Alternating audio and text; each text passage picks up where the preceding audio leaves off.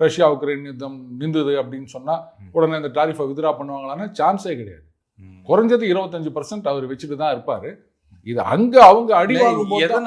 எதனால இது பண்ணுறாரு?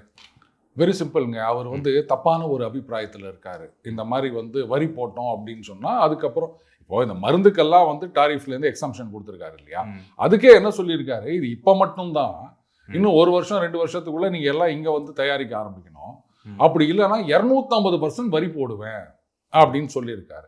இப்போ இந்த ஜெனரிக் மெடிசன் அப்படின்னு சொல்றாங்க இல்லையா, இங்கே கூட இந்த மக்கள் மருந்தகம் மோடி மருந்தகம்னு இருக்கு இல்லையா.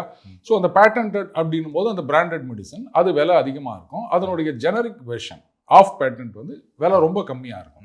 ஸோ இந்த மருந்து கிட்டத்தட்ட 40% 45% நாம் யூஎஸ்க்கு எக்ஸ்போர்ட் பண்ணிட்டு இருக்கோம். அங்கே பார்த்தீங்கன்னா ஏழை எளிய நடுத்தர மக்கள் அங்கேயும் இருக்காங்கப்பா, அங்கேயும் ஏழைகள் இல்லாமலாம் இல்லை, தெருவில் வசிக்கிறவங்க லட்சக்கணக்கில் இருக்காங்க அமெரிக்காவில்.